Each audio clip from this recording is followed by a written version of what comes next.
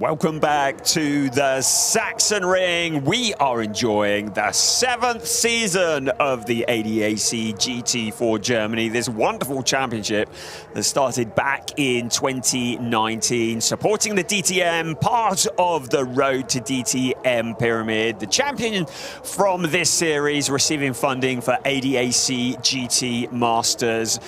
Yesterday, we commenced part 2 of the season, and what a way to commence it. We saw a first ever win for Max Rosam, a second ever win for Denny Burnt. They were sharing that Razoon More Than Racing Porsche 718 Cayman, taking the top step of the podium. Henrik Still and Philip Gogolok came home in second place. In third place, it ended up being Tommy Gore and Alon Gabet. We'll tell you more about that in a moment as we look at the pole-sitting car. Yes, the two-time former champion, Hugo Sasser, back on pole position, his 8th pole position in this series. That car there, the SR Motorsport by Schnitzeland Mercedes AMG, which has Enrique Ferder and J-Mo Hertling at the wheel, had a torrid day yesterday, ending up in the gravel trap in the early stages of the race. It meant that their giant lead in the points championship was eaten away somewhat, but such was the size of their lead and such was the bad luck of the cars around them, including that car there, Tommy Rackle, never even getting in the seat of the number 77 car, that actually Enrico Ferder and J-Mo Hertling have been able to retain a championship lead of 26 points over Gabriele Piana and Berke Besler. They too had a fairly difficult day, just coming home in 12th place.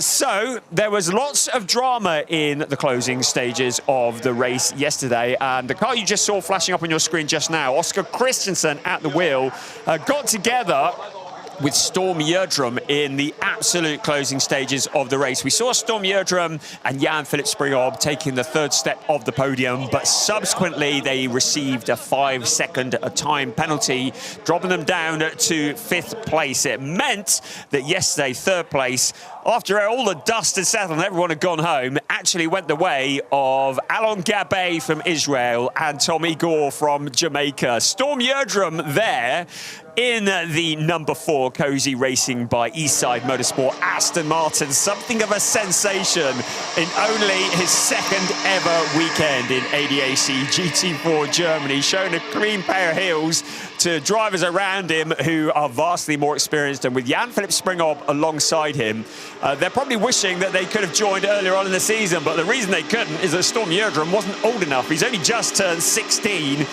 which is why they joined this series at the Nürburgring. We also welcome Cozy Racing by Eastside Motorsport to the grid. That is the car that ultimately finished in 3rd place yesterday. Alon Gabet along with Tommy Gore. It was a fantastic race. It was dramatic. There was high drama all the way, and Gabriele Piana, along with co-driver Berke Besler, were not able to capitalize on championship leaders, ending up with that non-finish because they too had a tough time, including a grid penalty for Gabriele Piana. So they are still 2nd in the points championship, 26 points back. 3rd in the championship now, Max Rosam and Denny Burnt. They're 40 points back, but we still have 5 races left this season, including this one. A massive crowd. I think it was about 51,000 people in at the Sachsenring this weekend. Weather conditions significantly better than yesterday. You remember we had something of a downpour. Fortunately, just as the checkered flag came out in the GT4 race, as we look at Storm Gjerdrum, how much pressure on those 16-year-old shoulders. They don't all start young nowadays. He is going to be making ripples. He's already making ripples in the world of GT racing, and he's done a phenomenal job in qualifying as well, putting it on 6th place on the grid. So all eyes on him. It's Hugo Sasser, though, who has earned his 8th pole position in ADAC GT4 Germany. He's got 12 wins under his belt, and he's got 2 championships, 2022 and 2023. The only driver to have successfully defended a championship in GT4 Germany. He starts from pole position, but the championship leaders will be alongside him. We are at the Sachsenring, and it is a track that is fairly tough on the cars and the tyres. For that reason, the drivers are getting 2 formation laps. It's also going to be a shorter race. We expect the clock to count down from 50 minutes once we start the second formation lap. But before that, let's have a look at the starting grid. Hugo Sasser for Pro Sport Racing on pole position. He likes it around here. J-Mo Hertling, championship leader, alongside Tommy Rackle, Oscar Christensen, both wanting to make up for yesterday. Philip Gogolok, very rapid there with the oncoming storm on row 3. Tim Reiter and Alain Gabet, the podium finisher from yesterday on row 4. Gabriella Piana, second in the championship, has Benjamin Silvesterson alongside an all BMW row. Anton Abe, another Pro Sport car, has Andreas Jochimsen alongside him. And then yesterday's winner, Max Rosam, with Joel Mesh alongside. The Mesh got disqualified yesterday.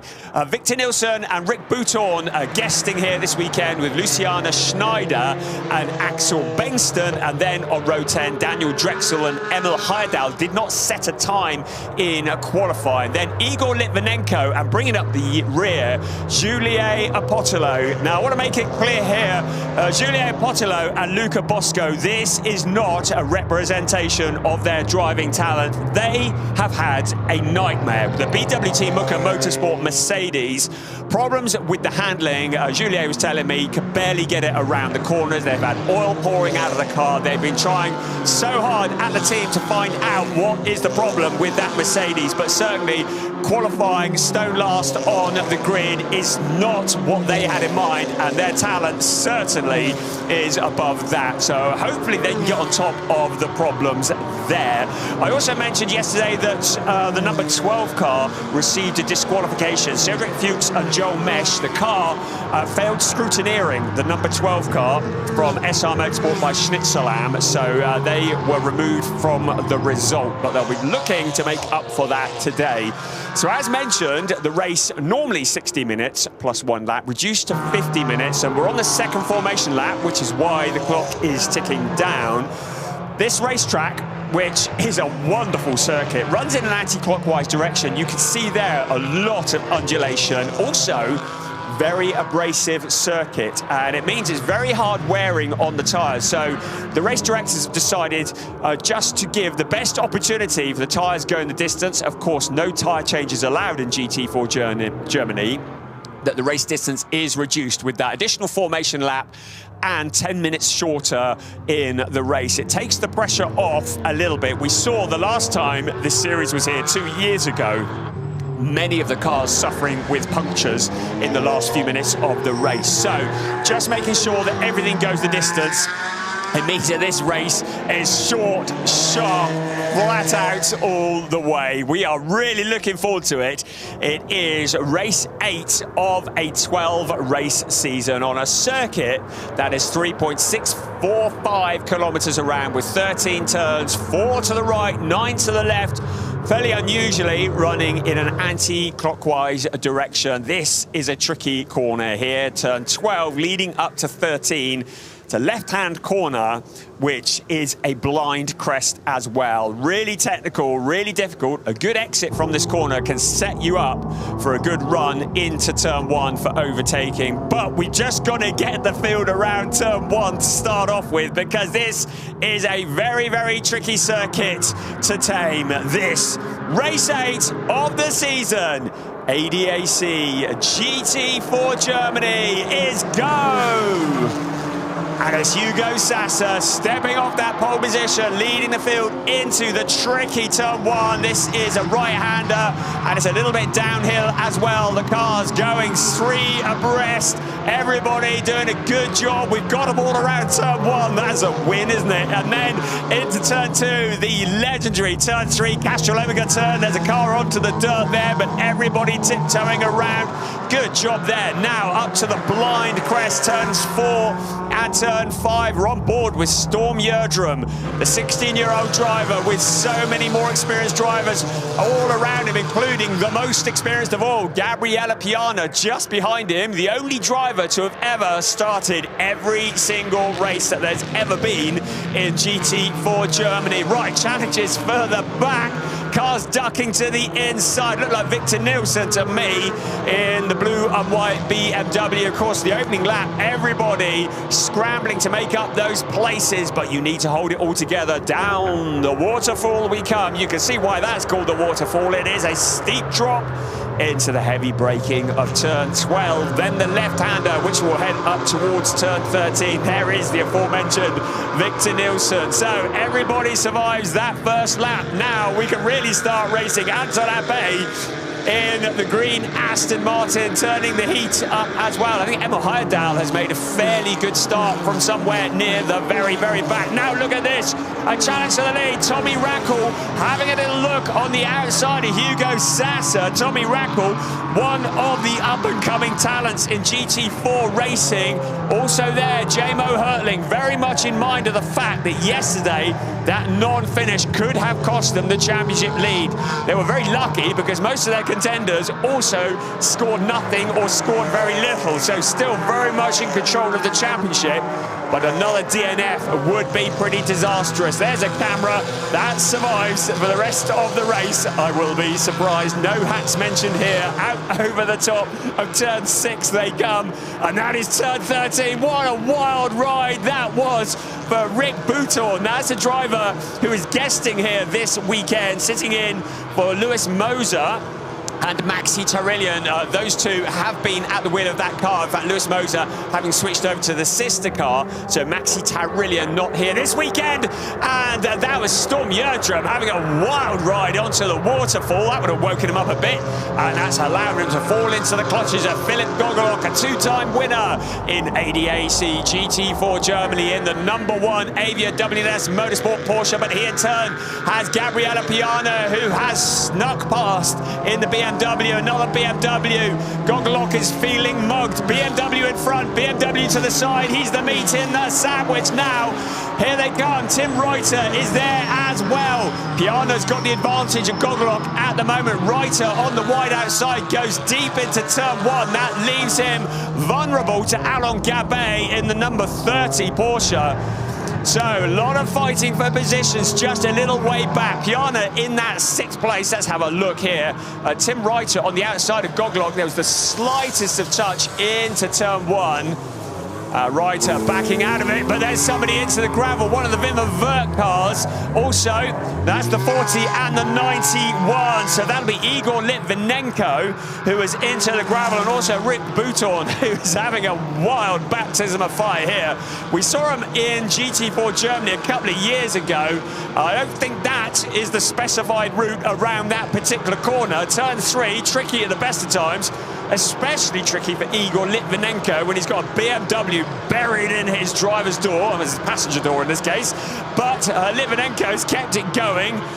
Needless to say, the stewards are having a little look there at that moment and will decide whether Rick Bouton has a penalty coming. I'll leave you to decide that. Right, for the lead, this is Tommy Rackle in the #77 car, running alongside Hugo Sasser. Rackle had his first ever podium last time out at the Nürburgring, still looking for his first ever win. He pulls alongside Hugo Sasser into turn 1, but Sasser has that racing line. Rackle needs to get it slowed down without letting J-Mo Hurtling through. Hurtling needs the points, but Rackle eases his way through and takes the lead of the race for ME Motorsport. ME enjoying their first ever GT4 race here at the Sachsenring.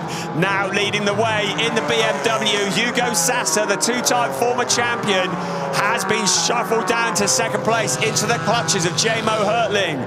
I already mentioned that this track is very heavy on the tyres, so the drivers need to be careful because they have a tendency to run out of grip as the race comes to its end. So looking after the car, fairly critical. Keep an eye on Oscar Christensen in the #31 car. He shares with Lachlan Robinson. They have proven to be very quick indeed. The incident between car 1 and 66 under investigation. So that's Philip Gogelok and Tim Reuter, who had a moment getting up close and personal into turn 1, and the stewards are taking a little look at that as well. So, looking down from the perspective of turn 12 into turn 13, up the hill we come. Onto the pit straight, there's some blue and white BMWs fighting each other, the number 22 and the number 70. Andreas Jochimsen in the 22 car and Victor Nilsson in the number 70 car. Look at this, further back, we've got a challenge. This is Piana, Gabriel Piana, pushing forwards in the BMW. It's not Piana, is it? It's the 23 car. Further back, Benjamin Silvesterson. So Silvesterson is the next one challenging. There's a lot of BMWs, there's a lot of Porsches in this race. We ride on board with Storm Yerdrum. Cozy Racing by Eastside Motorsport, and he's certainly learning quick here. This time last year, in fact the beginning of this year, he was in the ADAC Junior Tourenwagen Cup. This is a big step up, and that was the most experienced driver of all coming through, and that is Rick Bouton after that wild ride through the gravel and that contact. Now into the pits. Philip Goglock, Tim Reiter, no further action on an incident between them, but Bouton looking like he may be out of the race as Piana continues his march forwards, this time Oscar Christensen. So that BMW, currently second in the championship, needs all the points he can get. He wrestles his way past the Porsche in front of him into 4th place. So Christensen shuffled down 1 position, but we've got a long way to go in this race. 40 minutes still remaining. So there is a pit window that will open 20 minutes into this race and will remain open for 10 minutes. During that pit window, every driver will need to come in for a mandatory stop and driver change, but no tyre changes, no refueling, nothing like that. It is just a driver change. Into turn 1 we come, scrapping over the minor positions towards the back. The number 70 car is fighting hard. Victor Nilsson, Max Rozam, yesterday's winner, in there as well in the Porsche. Andreas Jochimsen, he's been very useful, but look at that, Emil Heyerdahl didn't set a time in quali, so started very much on the back foot.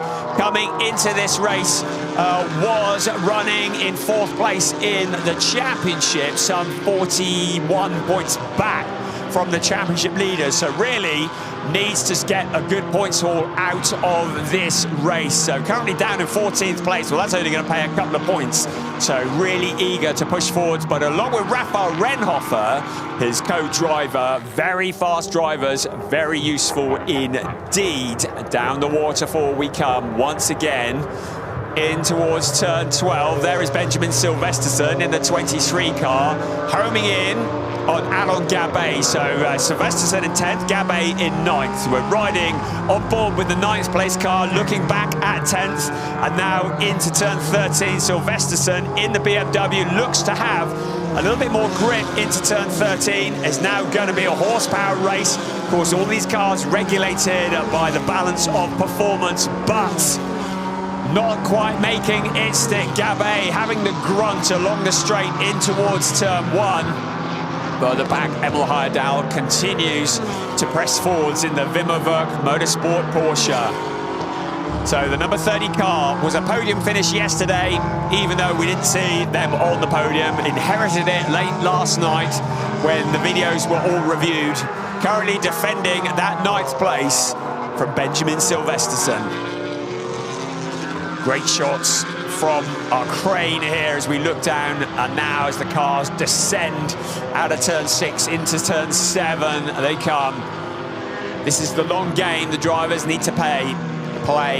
If you take too much out of the car, too much out of the tyres, your co-pilot is going to struggle when they get on board. At the moment, our race leader is Tommy Rackle, looking for his first ever win in ADAC GT4 Germany. He's moved past Hugo Sasser. We've got a challenge for the podium positions now. J-Mo Hertling, championship leader, being challenged by 2nd in the championship, Gabriella Piana. Piana on the inside, looks like fairly easy pickings here. J-Mo Hertling relegated down into 4th place. Out across the line they come. So Piana now into a podium position. Up ahead of him, Hugo Sasser. Piana and Sasser have had many battles over the years, Both are former champions in ADAC GT4 Germany, as once again Benji Silvesterman looks to the inside of Alon Gabay. This time makes it stick. Victor Nielsen fancies following through in his wake as well. Gabay slots back in, so Nielsen on this particular instance not able to work his way through. But Alon Gabay carrying a little bit of extra weight. Of course, we have the success ballast. Car number 10 has an extra 15 kilograms. That's Max Rozam, who's currently in 13th place. Second place yesterday, Philip Gogolok has an extra 10 kilograms. He's currently in 8th place. And the car that finished third was the number 30 car with an extra 5 kilograms on board. The success ballast that the car has to carry for the next race only, courtesy of their 1, 2, 3. So Alon Gabay with an additional 5 kilos. You don't think that's very much, but every gram counts. As second place to Piana, he just came sailing through. Sasa probably thinking of the longer game here, didn't put up too much of a fight. In the background, Jamo Hertling looks like he is pressing as hard as he can. You saw how wide he was going out of turn 12 into 13. But Piana now up to second place. Is he going to ruin the dreams of Tommy Rackle, who wants to take his first ever win in ADAC GT4 Germany? In towards turn 1 we come once again. Still further back, and Victor Nielsen very much man on a mission here. There is the number 12 car, Joe Mesh. So he has just made a move on Anton Abe in the other of the Pro Sport Aston Martin. So Mesh into the points now in 15th place. The only car we've lost is the number 40 of Rick Boothorn. So it doesn't look as though Lawrence Rule is even going to get to sit in the seat of that car this afternoon, because it looks as though the number 40 has damage and is retired from the race. Our race leader, Tommy Rackle, 1.926. So Gabriele Piana already has taken nearly 2/10 out of the lead. You can see how hard he is pushing. Gabriele Piana with a far less experienced co-driver in the shape of Berke Besler, so he'll want to try and catch the number 77 car, maybe try and get in front, try and open up his bigger gap so that when his less experienced teammate gets into the seat of that car, he has the best opportunity of coming through and taking a win. Victor Nielsen still trying to break into the top 10 in the number 70 car, the blue and white BMW, of which there are many in this race. Emil Heyerdahl in 15th place. We look back from turn 1. And along the pit straight we come. We're 4 minutes away from the pit window opening. And at that point, the drivers have 10 minutes in which to make their stop. We just saw a challenge for position. That was Heyerdahl to the inside of Max Rozam, yesterday's winner. So, the Razzoon More Than Racing Porsche alongside the OnlyFans Porsche. He's not going to get any fans doing that. There's a little bit of contact between the two. Rozam is speared off. Emil Heyerdahl through to take that position. Into 13th place he comes. So that will no doubt get looked at by the stewards. So Heyerdahl will argue he most certainly had the position won. Rozam will argue that he had the position and had the right to shut the door on him. Whichever way, the number 10 car had disappeared off at an angle. He was able to keep it out of the gravel just about. Not much traction on the grass, so he may have lost a position or two. But needless to say, the race stewards are having a look at that. First and second is compressing. Tommy Rackle leading the way, but Piana is catching. Hugo Sasa looks to be struggling a little bit with pace here. Jamo Hertling, the championship leader, had a look to the outside, moves to the inside. As again, looking like a fairly easy pass on Hugo Sasa. So getting a 13th win in the GT4 Germany for Hugo Sasa is feeling a bit unlucky at the moment because he's been shuffled out of the podium positions by the championship leader, now falling into the clutches of Oscar Christensen. Into turn 3, Castrol Omega turn. The gap between first and second, just a fraction over 1 second. Piana surely going to be within striking distance before too long. Will dearly want to get past the 77 car if he can before he hands over to Berke Besler. There is Hugo Sasa who shares the driving duties with Roman Feltner-Feldegg, who's in his debut year in ADAC GT4 Germany. Hugo Sasser very much coaching the other driver of the number 19 car. Currently in that 4th place, Pro Sport Racing, headed up by Christopher Esser, retiring at the end of this year. He says, don't worry, we've got a succession in place. Pro Sport Racing will still be around. Always a welcome addition to the ranks of GT4 Germany. But it's ME Motorsport, Markus Eischeller's team, who's leading the way at the moment. But for how long? Because Fabian Fink and Martin Keimer of FK Performance can see their car closing in on the lead in towards turn 1, first and second. Very little between them now, about half a second when they cross the line. But I think Piana has already halved that gap again. It's turn 2 and then round to turn 3. We're a minute away from the pit window opening. There is Rackle taking a much wider line around turn 3. Piana, the most experienced driver in the field, continues to put the pressure on. Gabriele Piana, the champion, the former champion in ADAC GT4 Germany. This is his 80th race out of 80 races that there have ever been in GT4 Germany. Tommy Rackle in his debut season, his second season, should I say, of GT4 Germany. This is his 20th race, so nowhere near as experienced as the driver that is challenging him.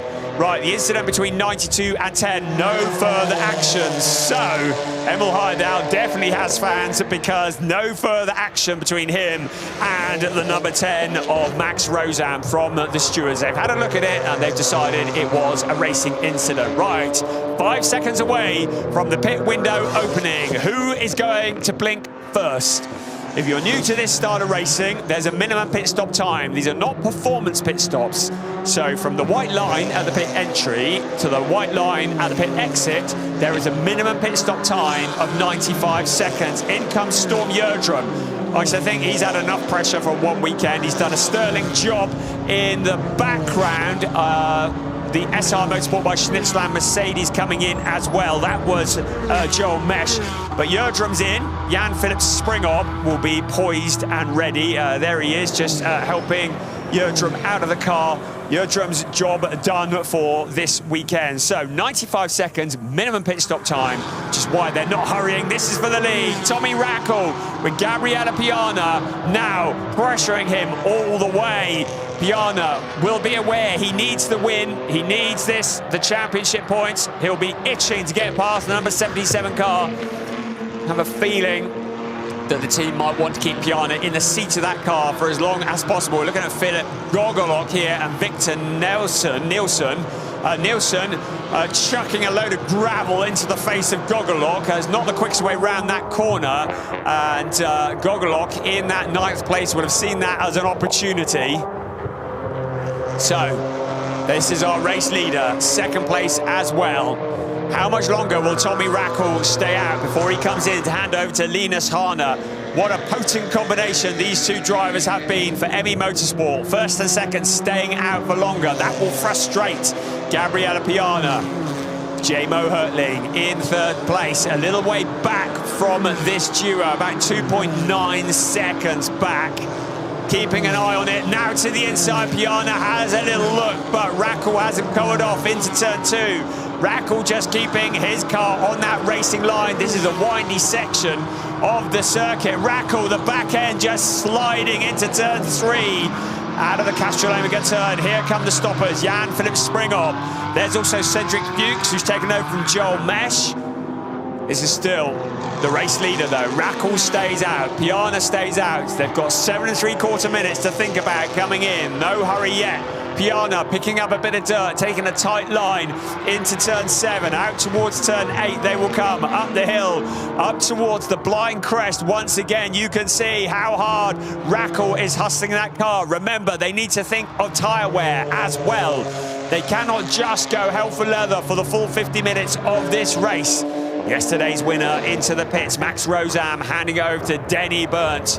You can see the clock's ticking down, the minimum pit stop time on your graphic. At the moment, really mature driving from Tommy Rackle, a real protege of German motorsport. Gabriele Piana following his every move. The Italian driver just every time around that corner, cutting it tight, picking up a bit of dirt. In the background, J-Mo Hertling also choosing to stay out for the time being. Oscar Christensen stays out. Hugo Sasa stays out, as does Tim Reiter, Benjamin Silvesterson, Victor Nilsson, Philip Gogolok. They've all chosen to stay out.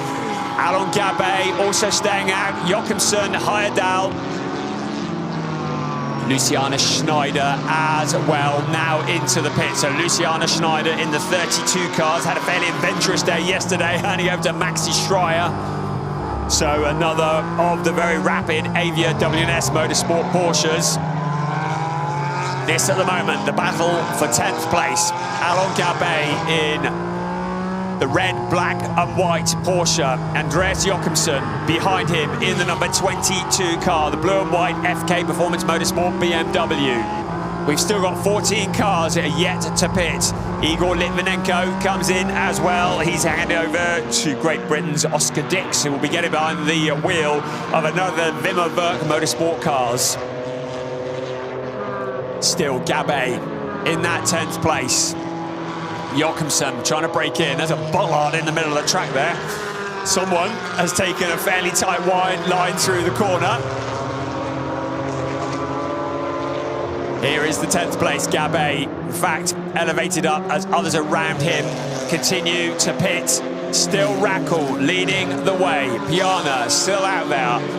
Hertling still there as well. Out across the line we come. We've still got 5¼ minutes of the pit window open, so no hurry for drivers to come in. But look at this for the lead. Piana putting the pressure on. He's going to be frustrated. He really wanted to get past the 77 car, open up a bit of space before his co-driver would get in. He looks to the inside of the two cars, bounce off each other. Piana with the back end just sliding slightly. Still, Rackle holding on by the skin of his teeth in the number 77 car. Let's have another look here. The back end just stepping out on Piana's car. That was up towards turn 5. Rackle holds on. 4.5 minutes of the pit window remaining. Still no hurry to come in. I think he's going to try and frustrate Piana for as long as he can. The team know that as long as Piana is behind him, they've got a better opportunity once this pit window closes. Down the waterfall, Piana almost pushing him into turn 12. Tries to sell the dummy. That's not happening. Into 12 they come. Now around 12, it'll be up the hill to 13. Piana would love to get on the outside of the 77 car as they come into 13. A bit of contact there, and he pushes it wide. Debris falling off the car, the number 77 car. Piana through into the lead, but I think the stewards will want to have a look at that. Tommy Rackle, the back end of the car, sustaining damage. He holds it all together, but a thump up the rear end from Gabriele Piana, and he takes the lead of the race. J-Mo Hertling there as well. Another of the ME Motorsport BMWs challenging Tim Reiter. Now fighting with our pole sitter, Hugo Sasa. Sasa clearly not enjoying the kind of pace he'd hoped for in this Aston Martin in towards turn 3. Right, Piana has been given the instruction to fall back behind Tommy Rackle. So he's going to have to do all that hard work again. The only question is, has Tommy Rackle received damage? You saw debris flying off from that car. Is that going to affect the handling of the car? But Piana is going to have to surrender the lead. He's done that nice and quickly. The stewards getting involved. That's good, quick thinking from our stewards so that we don't have issues with penalty laps and all the rest of it. This is why, now, Piana would probably argue that Rackle was early on the brakes into 13. I think the debris came from the Rackle car. We're looking again now as Piana has to do all that hard work again, this time trying to go the long way around into turn 12. Tommy Rackle, never give up. The two BMWs side by side, and now into turn 13. They go, but Rackle on the inside, still not giving up, but this time peels off into the pits. Job done. Linus Harner will pick up the remnants of that car and take it over. You've just seen, coming off the top of your picture, Henrik still taking control of the number 1 car. He's taken over Philip Gogolok. J-Mo Hertling still out on the track at the moment. Piana leads, Hertling second, Oscar Christensen third. Here's Linus Harner. Rackle will need to have a little sit down in the corner after that, I should think. So Linus Harner now into the car. Rackle will help him to get buckled up. He'll say, sorry about the back, mate, but hey, all's fair in love and war. Then he'll wish Linus good luck, and we'll wait for him to start the engine up and disappear out. Of course, very restricted pit stops. Mechanics are not allowed to do anything other than just clear the air vents, check the tyre pressures on the cars. No refueling, no tyre changes. Rackle picks up his seat insert and disappears off back into the garage as we see Jan-Philipp Springhob in the number 4 car, down in 14th place at the moment. So the leading stopper is Henrik Still, down in 13th place. You can see the clock's ticking down. We're into the last minute and 10 seconds, should I say, of the pit window. So we've still got 6 cars that are going to have to come in this time around, including race leader Gabriele Piana. So this could be significant. This is second place amongst the stoppers, but Cedric Fuchs making good progress there. Haven't taken over from Joel Mesh. Right, in comes Piana. Berke Besler will be ready to take over. Oscar Christensen is in. Hand you over to Lachlan Robinson. J-Mo Hertling is in, ready to hand it over to Enrico Federer. To a stop they come. Also the number 18 car in there. So Axel Bengston will be handing over to Tobias Bila Clausen in the number 18 car. So everybody has or is indeed and now is pitting as Gabriele Piana now helps Berke Besler to get strapped in. So Linus Harner currently been shown as the race leader after his stop. He's out at turn 6 at the moment. The clock ticks down. Remember, there is a minimum pit stop time. As much as Besler would love to just nail it and get out there, he can't do that. We've got a red P next to Tommy Gore. That could be a disaster incoming because a red P indicates going below the minimum pit stop time. Here is the leading stopper, Linus Harner, second place amongst the stoppers. Good job, Roman Feldeg, second amongst the stoppers at the moment, 8th overall. Along the waterfall is Linus Harner at the moment in towards turn 12. Then up to 13. Remember, the tyres of the number 21 car will have been cooling down as well. It's been stationary for about a minute in the pits. Cannot go too early. You cannot park it up at the exit line and wait. You've got to keep it going. Pulls out just in front of Enrico Federer. Right. On the left-hand side of your picture, Linus Harner, full tilt. Here comes Berke Besler in the number 21 car, having taken over from Piana, but Harner will have hot tyres, he'll have momentum. Besler will try and get up to speed. Also there, Enrique Federer, a little bit of a nudge to Linus Harner. Get out of my way, he says, into turn 3, the Castellamica turn. So Besler retakes the lead of the race. A penalty lap for going below the minimum pit stop time for the Jamaica driver. Jamaica to the world, well, Jamaica to the penalty box for Tommy Gore. Below the minimum pit stop time, that is going to cost him about 5 seconds as he drives through the penalty zone at about 50 kilometers an hour, and that is going to drop him a bit of time on the track. Meanwhile, the fight for second place rages on. Enrique Federer with Linus Harner. Federer will be mindful of the fact that when he was last sat in that car, it was in the gravel trap, and he will not want that to happen 2 days running. So he will be aware that Linus Harner, with a lot less to lose, will be putting the pressure on for that second place. Keep an eye on Lachlan Robinson in the background. He has proven to be very useful indeed. Got a podium in race 2 at the Norrisring earlier on this year, and we know how quick he is. Also in the background, Philip Viskersen, Roman Feldeg in the pole-sitting car. When all is said and done, has shaken out in 6th place, so probably a little bit disappointed with that. Right, look at this, second place in towards turn 1. Federer defending, but Linus Harner with the line to the inside. This is where Federer tripped up yesterday in the race and surrenders that position down to 3rd place, and maybe deciding discretion is the better part of valor. But now Lachlan Robinson in 4th place fancies another trip to the podium. He knows the car in front is in 3rd.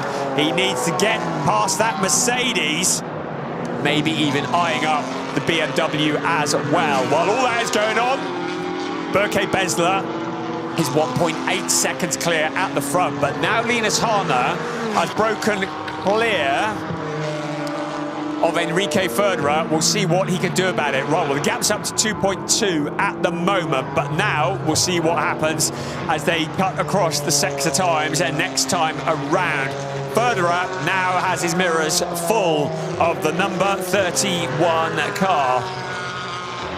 So out down the waterfall they come. Lachlan Robinson to the inside. Federer sees him there, goes to turn in, but sees that the space has a Porsche in it, so then has to surrender that space. You can see how hard Robinson was pushing. The back end of the Porsche sliding slightly on the exit of turn 12. And onto the pit straight they come. Harner across the line, right, 2.1. He's taken about a 10th out of Berke Besler, but this shorter race, more of a sprint than anything else. So only 16 minutes remaining to make up that gap of 2.157. Welcome back to the drone, providing us with spectacular shots as we head around turn 2 into Castrol Omega turn.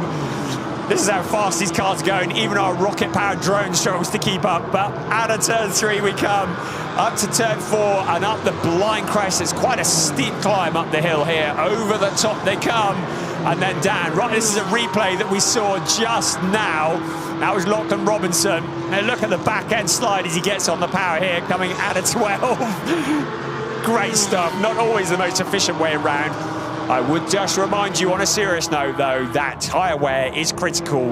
If you slide the tyres too much, you might find that you haven't got any underneath you when this race reaches the closing stages. We've seen it already today, certainly in Porsche 6 Carrera Cup Germany earlier today. Tyres giving up in the latter part of the race. We've seen it in DTM as well, tyre wear being critical. We've seen it in previous years, especially with the Porsche runners with the engine in the back, as Henrik Still makes a move for 7th place on Joseph Ellerine. Certainly the Porsches with the weight at the back, all the pressure on the right rear of those cars on this circuit, which is abrasive, very high-speed corners, and in the past, certainly the Porsches have struggled a little bit towards the end of the race, so not sliding the back end, possibly a good strategic move. Linus Harner has not done anything about Berke Besler. Besler is opening up the gap, 2.8 seconds, so looking pretty solid. And now Harner has Lachlan Robinson on his back bumper, putting the pressure on. Lachlan Robinson in the number 31 car. Their best finish, along with Oscar Christensen, has been the 3rd place so far. Would love to beat that with a 2nd place, or maybe even more. 14 minutes remaining. You're watching the battle for 2nd place in race 7 of a 12-race season. ADAC GT4 Germany, providing pure entertainment here at the Sachsenring. There's the 2nd place car. Linus Harner, Lachlan Robinson down the waterfall, taking a very wide line. Into 12, heavy braking, fastest part of the track, into a section that puts a lot of pressure on the car, then up this hill. And this is the corner, which is really hard work. You're not only turning to the left, you've also got that really steep hill. You've got some fairly abrasive curbing out along the pit straight. There's our race leader. He's opened it up to 3 seconds dead over Linus Harner. So Berke Besler not surrendering that position. Harner in 2nd, Robinson in 3rd, Enrico Federer, championship leader. Big good points haul just to finish it there. Roman Feldegg now with Henrik Still really putting the pressure onto him around turn 1 and 2. Henrik Still on the outside line, tucks back to the inside through the Castrol Omega turn. Feldegg is relegated and down to 7th place. Next up, Joseph Ellerine fancies a little go at the Aston Martin in front. Lewis Moser is there as well in the number 70 car. He's taken over Victor Nilsson. And then also there, Raphael Renhofer. Good job there from the very back of the pack. Emil Heyerdahl did all the hard work to start off with. Now Raphael Renhofer taking over the number 92 car to the inside of Moser. So this is for 9th place. Renhofer giving Moser the squeeze. And through into position he comes. over the crest of the hill. Moser drifting the back end. The tyres starting to cry enough in these cars. We've still got 12 minutes remaining of this race. Still plenty more to come. Not just about racing the cars in front, it's about making sure you've got something to take to the end of the race. Berke Besler leads the gap, 3.7, so he's opened up a gap now for second place. Here comes Lachlan Robinson, a little bit of a tap to Linus Harner, and through into second place goes Lachlan Robinson. Harner down to third. Enrique Federer, a little way back from them. Federer is about 4.1 seconds back, so struggling for pace compared to the two BMWs and the Porsche up ahead. But Robinson into that second place. Now, what can he do about Berke Besler? 3.779 was last time across the start-finish line. Then it opens up to 4.1 across the next sector as we look again at that challenge. Right, we have an investigation on that move. We saw there was a bit of contact, a little bit of a tap. So the stewards are having a look at that between Linus Harner and Lachlan Robinson. Still, Rafael Renhofer. Well, that's a replay of that little moment that he had with Lewis Moser. So, the 77 car, Linus Harner, back in front because the instruction was given for Lachlan Robinson to fall behind because of incorrect overtaking. So, once again, the stewards deciding to let the drivers do it on the track rather than a penalty lap. So, Robinson's going to have to do all that hard work once again. Meanwhile, the sister car of Linus Harner with Philip Verskirchen at the wheel is now bearing down on the championship leader in fourth place. So Enrique Federer is going to have to make a decision here whether to fight and just try and stay in front, or whether just to take the points and allow the 66 car a route through. Well, get a feeling he's going to make that Mercedes as wide as he can. But the number 66 car has been looking very quick to the inside of the Mercedes, pulling alongside up to turn 4 and 5 they come. Still, Federer holding on, but then a bit of a wobble, a bit of a moment, and the 66 car is through. So to fourth place goes Philip Verskirchen. Robinson did pick up a black and white flag for the incorrect overtaking move, but is still in that third place. That's what it looked like from the perspective of Philip Verskirchen. Maybe a little bit of a nudge coming out of turn 6 down the hill towards turn 7. I look to the timing screen to see if the stewards are getting involved once again. Linus Harner is now broken clear of Lachlan Robinson after that earlier overtaking move. Has Robinson taken too much out of the tyres in trying to get past? While all that's going on, it's allowed Berke Besler to break clear at the front. 6.4 last time around. Now it's down to 6.3, but still a very healthy lead with just coming up to 8.5 minutes plus 1 lap remaining of this race. Still more to come. This is not just going to be about positions on the track. It's going to be about cars surviving to the end here. And one that is struggling at the moment. It looks like Enrique Federer is there. Also Cedric Dukes in the sister car. But quite a gaggle of cars running together at the front of that queue. Roman Felderfeldeg in 7th place. Behind a car chucking the dirt up into the air. Behind Felderfeldeg is Rafael Renhofer, who has dispatched Lewis Moser, now trying to work its way up into 7th place. And that really is a great drive from the two pilots of the number 92 car. Remember, that car started 20th in this race. So to be up to 8th place is a phenomenal job. Did not put a time in qualifying, so had to fight from the back. This is the fight for second place. As long as this goes on, it is a gift for Berke Besler and Gabriella Piana, because when you're defending from the car behind, you are not closing in on the car in front.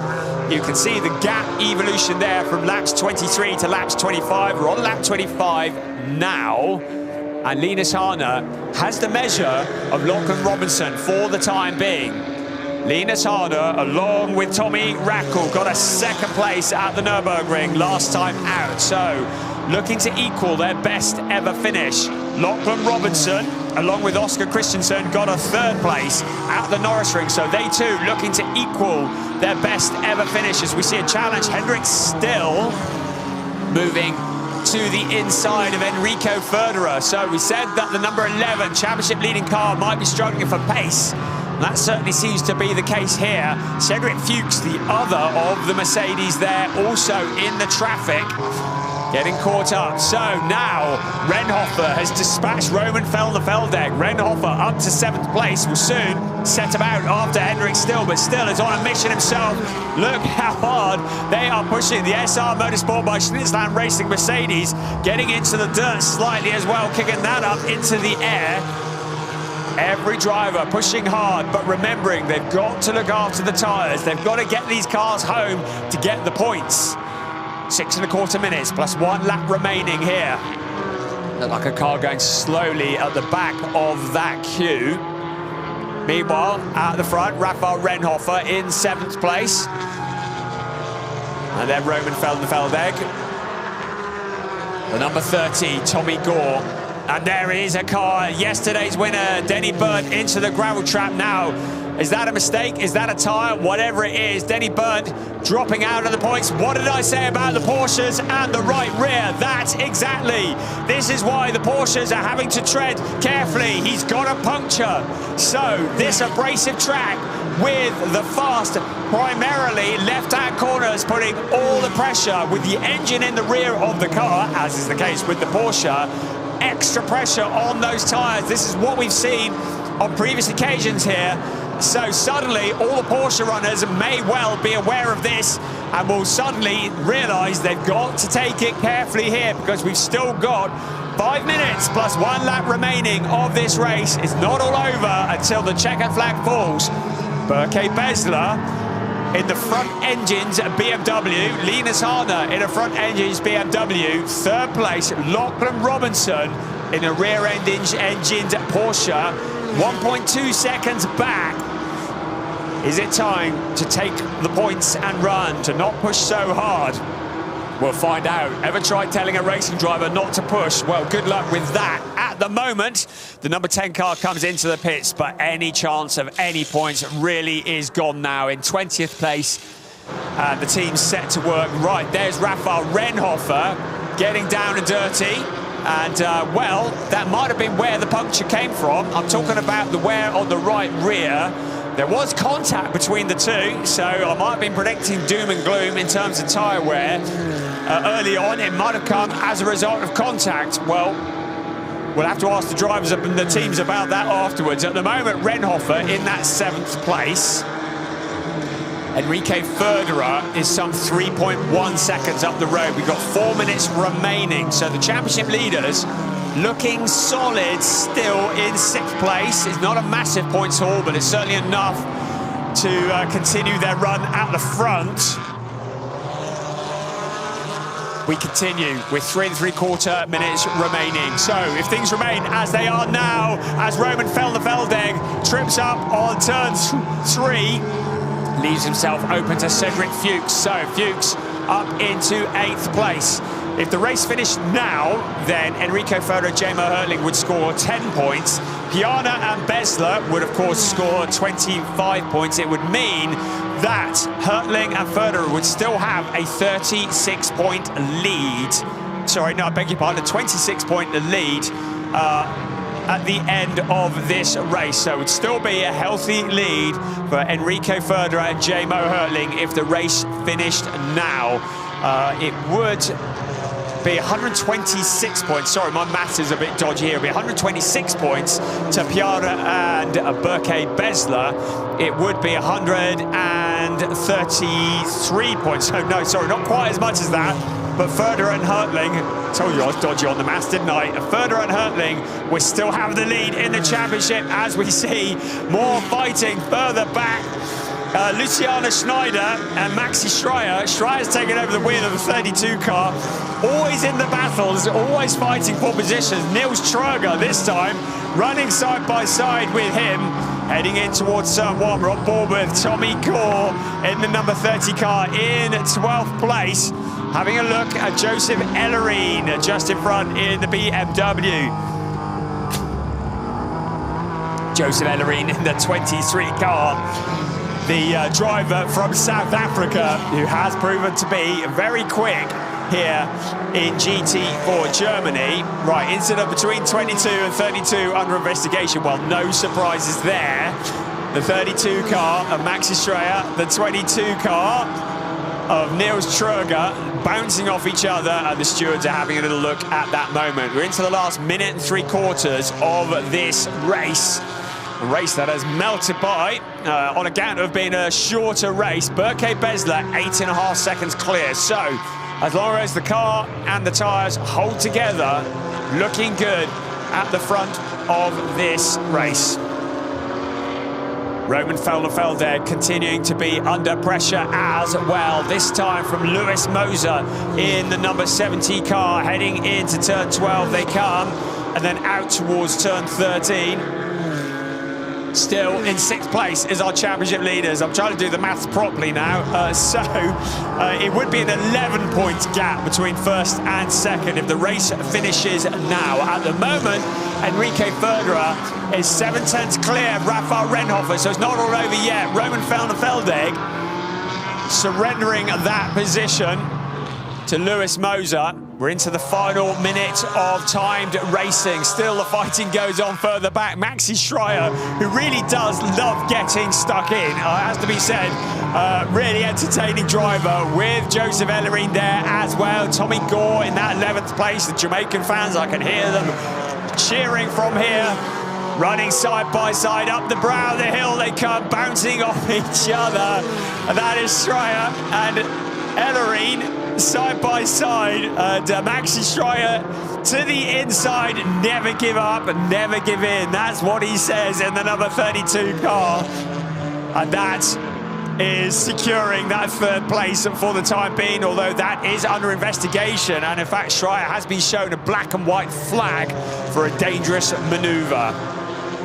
Renhofer has closed in to Verderer. That's significant. 6th and 7th place as the clock has struck 0. We're on to the final lap of the race. The battles rage on even at the back of the pack. There's Niels Truger in 12th place. He has closed in on Tommy Gore. They too are now starting their final lap. The Pole City car, Roman Felder took over from Hugo Sasser in 10th place. The 32 car being shown aboard to say, you are under investigation, watch your driving. And there is Tommy Gore, Roman Felder side by side into turn 1. Gore in that 10th place. There's your confirmation, it's the final lap. The race leaders up at turn 7 at the moment. I've got one eye also on the battle for 6th place, because if Renhofer can get past Verderer, that will be valuable points as well. But it's the closing stages of what has been a thoroughly entertaining race 8 of a 12-race season. Berke Besler leading the way, looking for his 2nd ever win in ADAC GT4 Germany. We saw them take a win last time out at the Nürburgring. He and Gabriele Piana. He's now heading up towards turn 13 for the very last time. The FK Performance Motorsport BMW comes out to receive the checkered flag.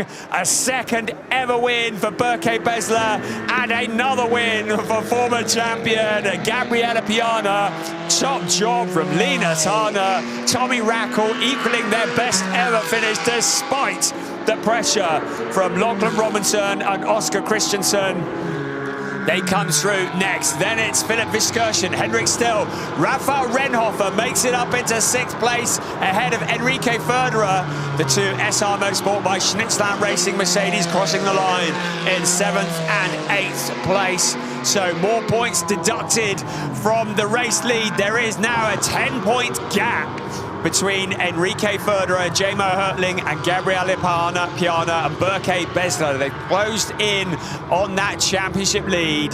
The checkered flag out, the rest of the cars come sailing through for what has been a very entertaining race in ADAC GT4 Germany. We wait for Oscar Dix in 19th place to cross the line as well.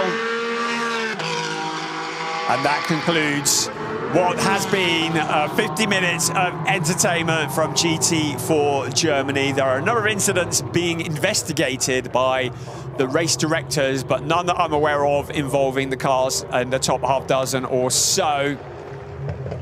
So that will be a 7th place for Förderer. Obviously a 1st place for Berke Besler. Now Max Rosam, Denny Burnt, of course, with that puncture. They came home in 20th, so no points there. Rafa Renhofer, Emil Heidal with a 6th place. That would have done their championship no harm whatsoever. Gogolok and Still with a 5th place. That gives them a good points haul as well. Tommy Rackle, Linus Harner, another 2nd place for them. So that would have been 20 points. So by my calculations, it will be Piana and Besler who close in on Enrique Förderer and J-Mo Hertling by 10 points in the championship. That's the gap between them as we look at the result. As always, very much subject to confirmation. It's BMW ahead of the Porsche. Philip Viskersen, Tim Reiter, 4th place. Henrik Still, Philip Gogolok, good points there. Rafa Renhofer, Emil Heidal from the back of the grid ahead of J-Mo Hertling and Enrique Förderer. Cedric Fuchs and Joel Mesh in 8th ahead of Lewis Moser, Victor Nielsen. They were in the dramas, weren't they?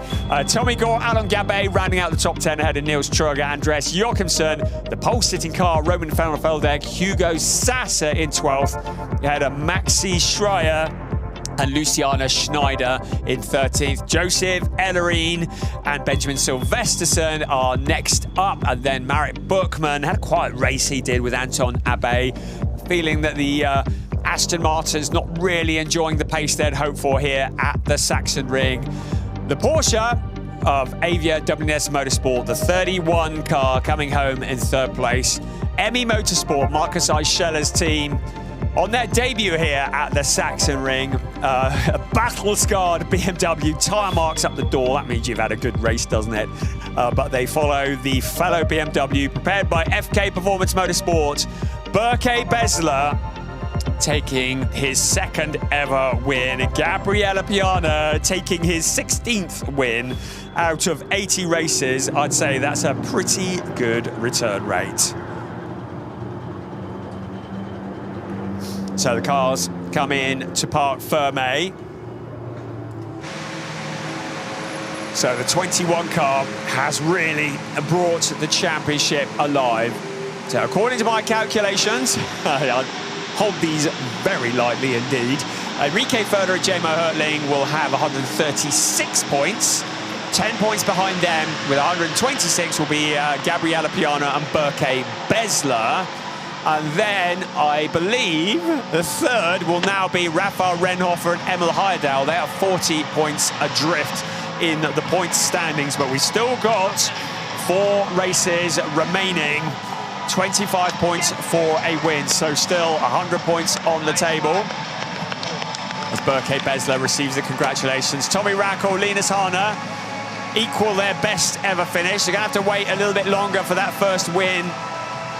But a ballsy drive from both of them. And there is Gabriele Piana on the right-hand side, congratulating Berke Besler. Acting as a co-driver, also driver coach. Berke Besler, not inexperienced by any stretch. But the last time we saw him on the ADAC circuit, he was driving an LMP3 prototype. So something a little bit different. The drive from Turkey will have seen his fellow countryman, Ayçen Gün, taking back-to-back wins in the DTM this weekend, so he will have no doubt been inspired by that. There's Lachlan Robinson. Great having him on the grid along with Oscar Christensen. What a great duo these two are turning out to be. And 2 hugely talented drivers. Linus Harner on the left, Tommy Rackle with our hat on the right. Tommy with a great Instagram page, worth a follow as well, always entertaining. And they get their second place in GT4 Germany. Right, no further action between 32 and 23. So the stewards have had a look at that. As Oscar Christensen and Lachlan Robinson will get ready to go on to the podium. So yes, for the fans of Maxi Schreier, who's often in the wars, and of Joseph Ellery. No further action between them. Their sister car, though, finishing in 3rd place.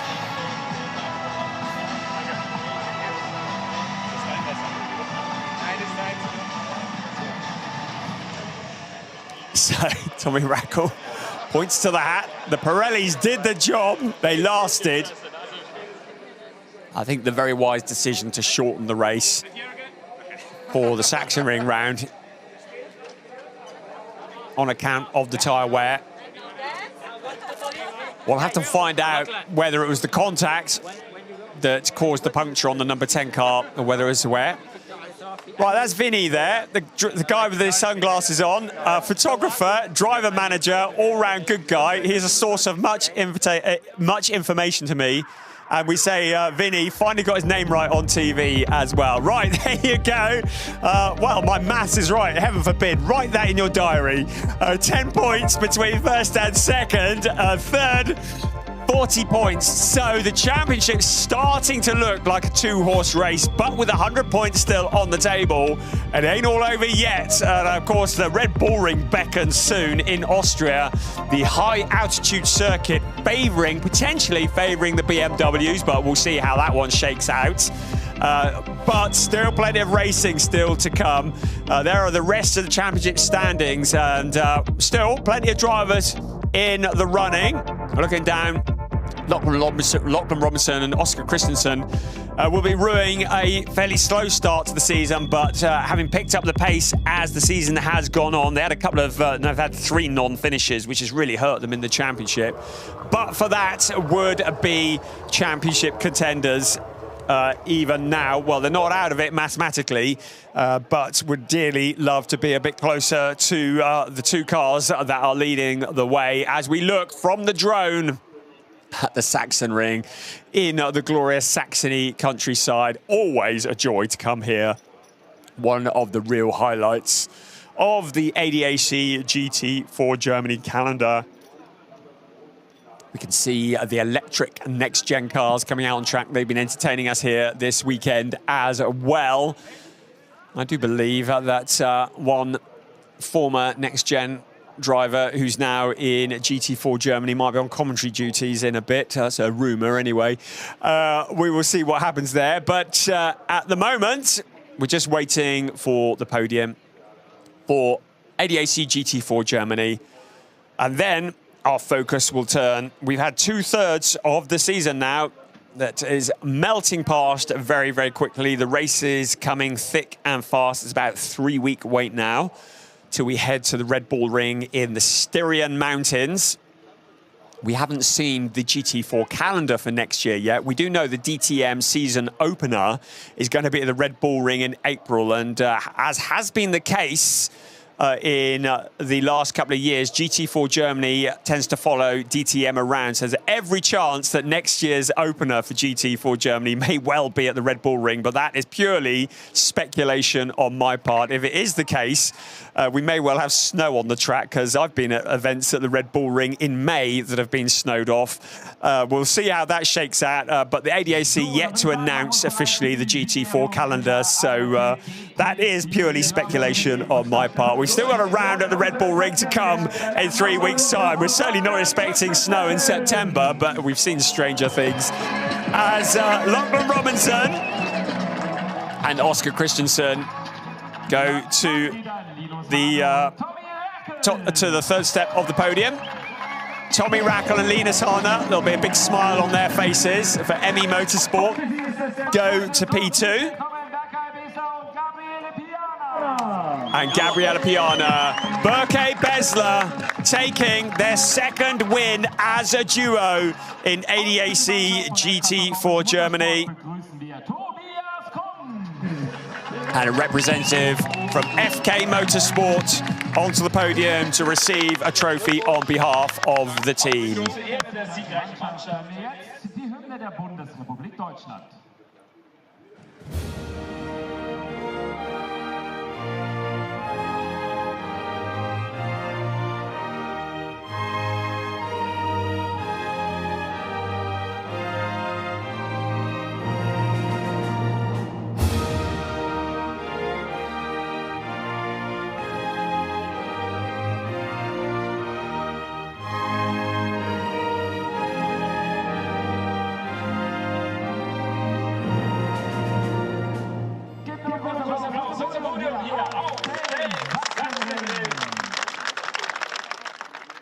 So, national anthem done.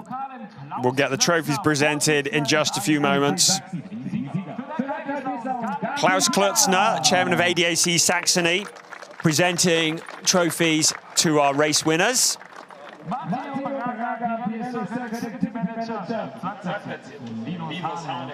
Linus Hahner and Tommy Rackel received from Matteo Braga from Pirelli their second place trophies. And Lachlan Robinson and Oscar Christensen from Peter Weidinger, member of the board for Sport ADAC Saxon, presenting the third place trophies. And then there'll be one for the team.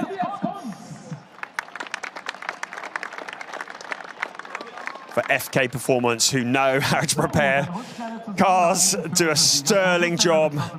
We pose for the photographs, and now our eyes turn to the Austrian mountains, because that's where we're heading next. It's going to be the Red Bull Ring.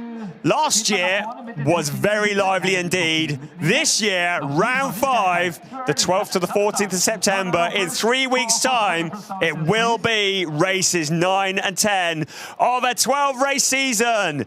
ADAC GT4 Germany. We will be back in 3 weeks' time. I do hope you've enjoyed the Sachsenring. We'll see you in Austria. Take care. We'll see you then. Bye-bye.